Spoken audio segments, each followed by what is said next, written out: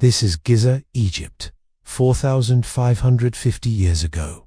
Welcome to my channel. Before the sun has even considered rising above the eastern desert, a dim grey light filters into your small home. There are no windows, only a high opening in the wall that does little to stir the thick, warm air. A piece of coarse, flat barley bread, dense and heavy. A few sharp, potent onions that bite the tongue, and a small clay cup of beer. Around you, the soft padding of thousands of bare feet on the dusty ground creates a low, rhythmic hum. As you walk, the sky begins to lighten, turning from deep indigo to a soft, bruised purple, then to a pale, hopeful pink. And there it is, looming in the half-light. The project, it is not yet the smooth, perfect mountain of stone we imagine. It is a work in progress, a colossal, tiered construction site. Its shadow stretches for what seems like miles, a vast, dark shape against the brightening sky. It is a constant, silent reminder of your purpose here, of the scale of the gods and the smallness of men.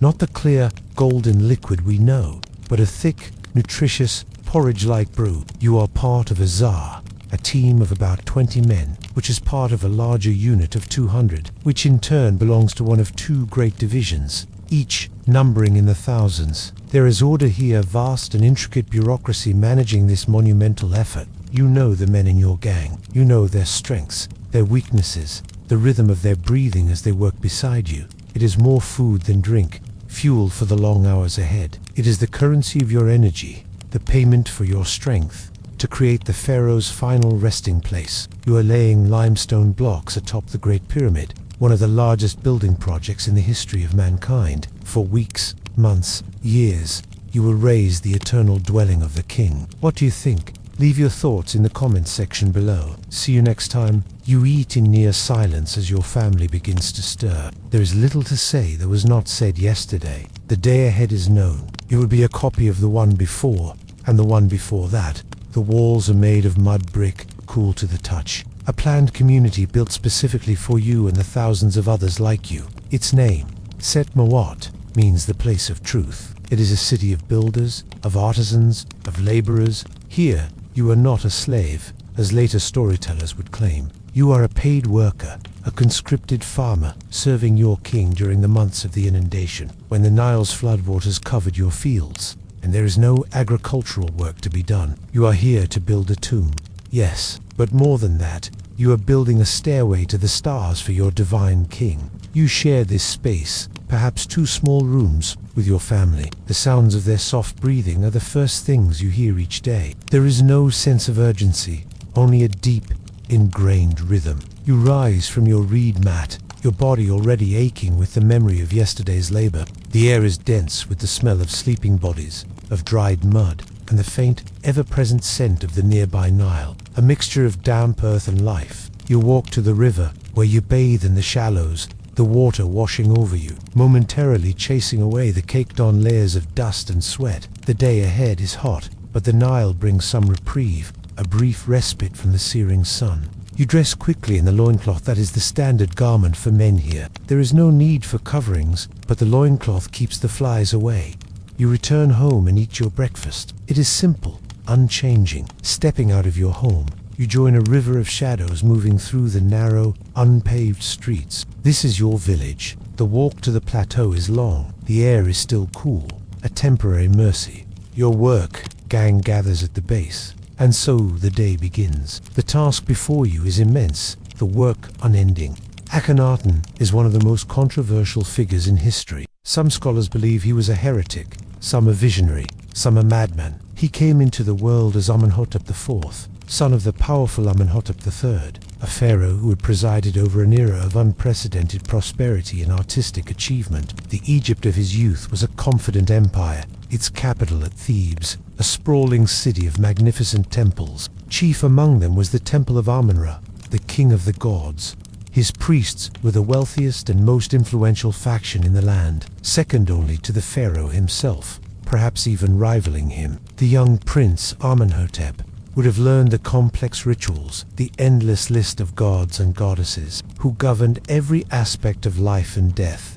Osiris, lord of the underworld.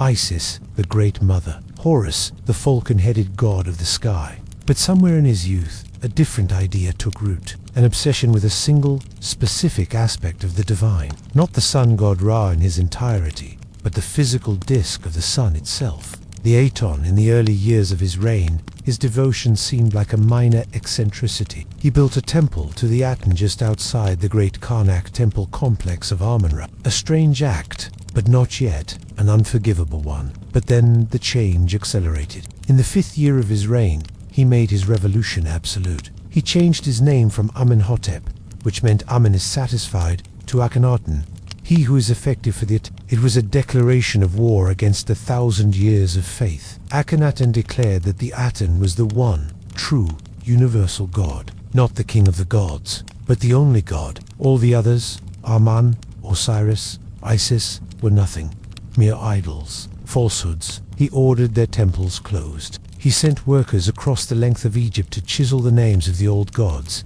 especially Amen, from monuments and tombs. Imagine the shock, the profound unease this would have caused. It was as if a king today ordered the sun and moon to be removed from the sky. It was an attack on the very fabric of reality. And to house his new god and his new reality, Akhenaten needed a new city. He abandoned the ancient and glorious capitals of Thebes and Memphis. He chose a virgin site in the desert, a vast, crescent-shaped bay of cliffs halfway between the two old capitals. And there he ordered the construction of a new city from scratch. He called it Akhenaten, the horizon of the Today we know it as Amarna. It rose from the sand with incredible speed, a city of open-air temples, with no roofs, so that the rays of the Aton could shine down upon its worshippers unimpeded. There were sprawling palaces, administrative buildings, and vast residential quarters for the thousands of nobles, soldiers, and workers who were compelled to follow their king into the desert. Boundaries steely, huge carvings in the cliffs were erected to define the sacred limits of the city, dedicated forever to the one true God. With this new religion came a new art. For centuries, Egyptian art had been one of serene, idealized perfection. Pharaohs were depicted as eternally young, muscular, godlike figures. But the art of the Amarna period is different. It is unsettling, strange, and deeply personal. Akhenaten had himself depicted not as a perfect warrior king, but with a long, slender face, full lips, a narrow torso, and a curving, almost feminine belly and thighs. His famous queen, the beautiful Nefertiti, and their 6 daughters were shown with similarly elongated skulls. Scholars have long debated why. Was it a realistic depiction of a genetic condition, or was it a deliberate artistic and theological statement? Perhaps Akhenaten saw himself and his family as unique intermediaries, the sole bridge between humanity and the and so had to be depicted as something other than purely human. In these carvings, we see intimate family scenes never before depicted in royal art. Akhenaten kissing a daughter, the family mourning the death of another. It is a strange, brief window of emotional expression in the stiff, formal world of pharaonic iconography. And at the center of this new world stood Akhenaten and his queen, Nefertiti. She was not just a royal wife. Her name means the beautiful one has come, and in the art of Amarna, she is depicted with a power equal to her husband. She wears the pharaoh's crown. She is shown smiting Egypt's enemies, a role traditionally reserved for the king alone. She was the high priestess of the Aten, a coroller in this great religious experiment. Together, they were the sole prophets of the new faith. Only through them could the Aten be known and worshipped. But while the royal family lived in their sun-drenched city, the rest of the empire began to fray. Akhenaten's focus was entirely on his religious revolution. Letters found at Amarna from vassal kings in Syria and Palestine plead for help against invading enemies. Pleas that seemed to have gone unanswered. At home, the economy, long intertwined with the temple system he had destroyed. For the common person, the change was bewildering. Their local gods were gone. Their afterlife with Osiris was denied, and their entire spiritual world had been appended by the decree of one man.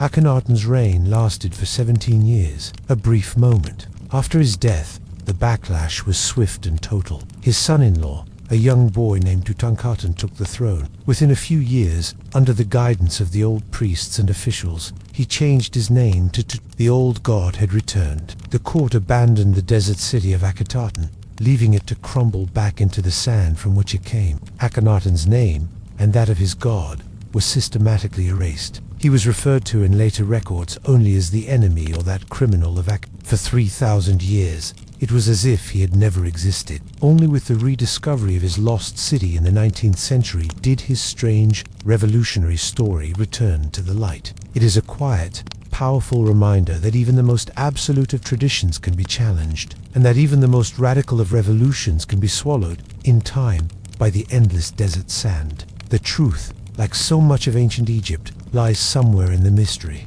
What do you think? Let me know in the comments below.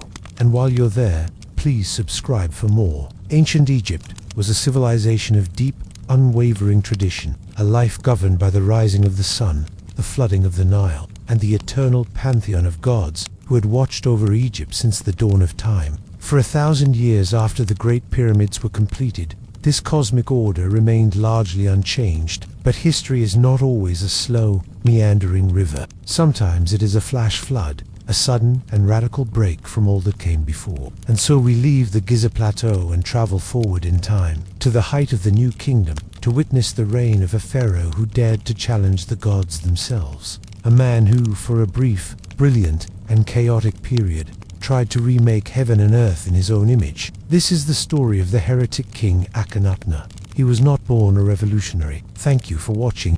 Akhenaten, a name that once echoed through the mighty halls of Ka. He was a revolutionary pharaoh, a radical reformer who sought to change the course of Egyptian history. But his story was a history intentionally buried, a revolution erased by its own people. Or was it? Because amidst the shifting sands of time, there are discoveries that whisper of a past that refuses to stay buried. It shows human figures gathered around a very peculiar object. This object is large, pear-shaped, or perhaps like the bulb of a flower. It is transparent, for within it we can see a long, wavy line, like a snake, stretching from one end to the other. The base of this bulb-like shape seems to sit within what looks like the petals of a lotus flower. This lotus socket is connected to a long stem, or cable, that trails across the floor to a rectangular box, and supporting the entire apparatus is a pillar-like object with horizontal lines, a symbol known throughout Egypt as the Djed pillar. So, what are we looking at?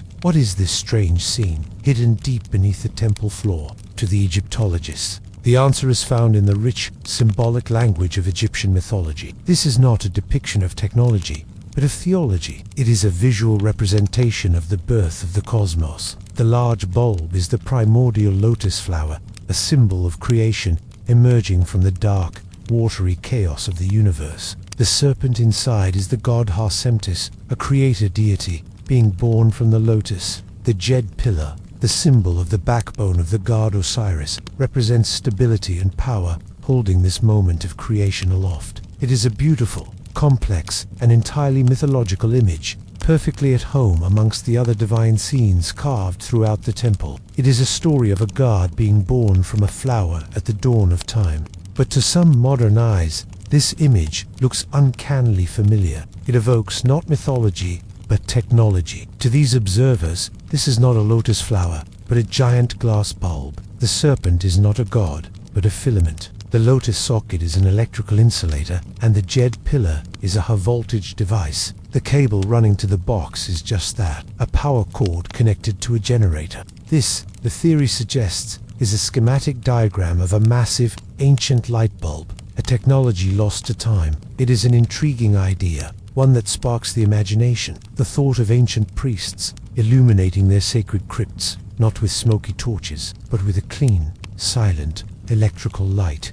Yet, we must tread softly here, in the realm of speculation. For, if these were light bulbs, where is the other evidence? In all the excavations across Egypt, in all the tombs and temples and buried cities, we have never found a single fragment of a filament, not a single strand of copper wire, no remnant of a glass bulb large enough for such a device, and no trace of the power source that would be needed to make it glow. And there is the matter of the suit. While some tombs are remarkably clean, many temples, including Dendera itself, bear the dark smudges of the torchlight and oil lamps that were the true source of ancient illumination. Perhaps the true mystery is not whether the ancient Egyptians had electricity, but in our own need to see our world reflected in theirs. We see a bulb and a filament because that is the language of our own age. The ancient Egyptians, steeped in a world of myth and symbol, saw a god being born from a sacred flower, and so the enigma of the dendrolite remains, a beautiful carving hidden in the dark that can be read in two vastly different ways. One, a story of forgotten technology. The other, a story of cosmic creation. As we leave the cool, quiet crypt and begin our ascent back to the world of light, we are left to wonder, not at lost machines, perhaps, but at the profound complexity of the ancient mind and the beautiful, enduring power of a story carved in stone. Today, we revisit a pharaoh whose legacy was thought to be tarnished beyond repair. King Akhenaten. The tale of Akhenaten has been one of heartbreak and erasure. His reign marked a period of immense change. He abandoned the old gods, turned his back on centuries of tradition, and he moved his empire's capital from Thebes to Amarna. But his people never followed him, never embraced his reforms. They never forgave him for his revolution. And so after his death, they tried to erase every trace of his memory, every monument, every inscription, every statue. They smashed them all, seeking to blot out any reminder of his controversial reign. But you cannot destroy a story that has taken root. You cannot kill a memory that refuses to die. And so today, Akhenaten lives on, his spirit his memory preserved in the silence of his deserted capital and in the whispers of those who dare to unearth his past. But Egypt holds other kinds of secrets, not histories to be unwritten, but mysteries carved in stone, their meanings still debated in the quiet halls of museums and in the hushed darkness of ancient tombs. These are the enigmas that invite us to wonder, to question, and to ponder the vast gulf of time that separates our world from theirs. For this next part of our journey, we travel south along the Nile to a place of profound beauty and enduring mystery. We arrive at the Temple of Hathor, compared to the pyramids. This temple is young, built mostly during the Ptolemaic and Roman periods. Yet it is one of the best preserved temples in all of Egypt, its massive stone roof still intact, its cavernous halls still holding the echoes of ancient chants. It was a place dedicated to the goddess of love, joy, music, and motherhood, a center of immense celebration and sacred ritual. From the grand open halls, filled with columns shaped like the face of the goddess, we are going to descend. We move away from the light, down a narrow stone staircase. The air grows cooler, stiller. We are entering the subterranean crypts, the foundations of the temple. These were not public spaces. They were the most secret and sacred parts of the complex, where ritual objects were stored, and where the most fundamental mysteries of creation were depicted. And it is here, on the stone walls of a long, narrow chamber, that we find a series of carvings that have puzzled observers for decades. Take a moment to imagine the scene before you, illuminated by our gentle, modern light. The relief is intricate, beautifully carved. The soft fabric of linen brushed against bare skin, the scrape of pottery, shards on weathered wood, the clink of copper tankards on stone floors, a fly whisk brushing a face, a lion's muffled roar echoing across the Nile. Here, where the eternal flame of Ra meets the shifting sands of time, I bring you tales from the house of the setting sun. Each week, I take you to a different corner of ancient Egypt, introducing you to the people who lived there, showing you what they made and how they lived, letting you hear their stories. From the outside, the Pur-Henna looked like any other grand building in the palace complex, distinguished mainly by its size, and the fact that it was surrounded by high walls, designed to keep the curious and the intrusive away. She was not merely a consort, but a partner, sharing in the religious duties of the pharaoh and acting as his equal in many secular matters as well. As such, she managed her own estate and staff, had her own treasury, and accounted for her own expenditures. She, too, held a considerable amount of power, especially during the early years of her son's reign. After all, she was the mother of a living god. Her input was not easily ignored. Her position, however, was not secure, and she always had to be aware of the other women in the pharaoh's life, each of whom posed a potential threat to her status. The harem was essentially a royal nursery, housing dozens of princes and princesses at any given time, all of them potential heirs to the throne. Join me next time when I'll show you something new. Until then, may your days be kind and your nights peaceful. Walk good. As you can imagine, the stakes were extremely high. The women were generally well treated, given access to fine clothes, jewels, and cosmetics. They were expected to use these things to enhance their beauty, since that was a valuable currency in this competitive environment. They also had access to education, both traditional and perhaps surprisingly modern. Many of them learned to read and write, something unheard of for women in most other areas of the ancient Egyptian world. They were also patrons of the arts, commissioning paintings and sculptures to decorate their apartments and record their achievements. Some, like Queen Nefertiti, were even credited with creating works of art themselves. The pharaoh's chief wife had to continually watch her back, wary of the machinations of the other women and their advisors. Foreign princesses could find themselves cut off from their support system, forced to navigate a strange land and court customs in order to secure their place in the royal family. The pharaoh's mother could lose favor if she overstepped her role, inviting the wrath of a jealous queen. And the children, innocent as they were very much caught in the crossfire of adult rivalries. As such, they were constantly watched over and educated by nannies, tutors, and governesses. Only the elite few were allowed passage through its guarded gates. There were rivalries and jealousies, successes and failures, births and deaths. It was a community of women trying to get ahead in a world that offered them few opportunities. Except that this world happened to be the world of ancient Egypt, and their opportunities, as slim as they were greater than those afforded to most. Today, I lead you to the heart of the pharaoh's palace, to a place called the Perhenna, the secluded place, a world hidden from the casual gaze of Egypt's ancient past. Within the seclusion of the Perhenna, a different kind of life was lived, one of intense political maneuvering, economic independence, and surprising domesticity. This was no harem of languid women waiting to please a pharaoh's whims. These women, along with the foreign princesses brought in through diplomatic marriages, lived in their own apartments within the complex, each a small world of its own, decorated according to the tastes and customs of its inhabitants. This was the private domain of some 500 individuals, each with their own duties and roles, each contributing to the health and function of this strange microcosm within a kingdom. At the center of this microcosm was the great royal wife. Below her in the hierarchy were the secondary wives and concubines, some of them daughters of Egypt's most important nobles. Their inclusion in the harem, a way of forging alliances and securing bloodlines. And in the midst of this web of relationships and rivalries, the pharaoh's mother also resided. Rounding out the population were the children. Life in the secluded place was not all tranquility and pampering. However, there were, of course, perks to life in the secluded place. In the end, though, life in the secluded place was much like life anywhere else. As the sun sets over the horizon, I hope you carry a bit of Egypt with you, the good, the bad, and the beautiful.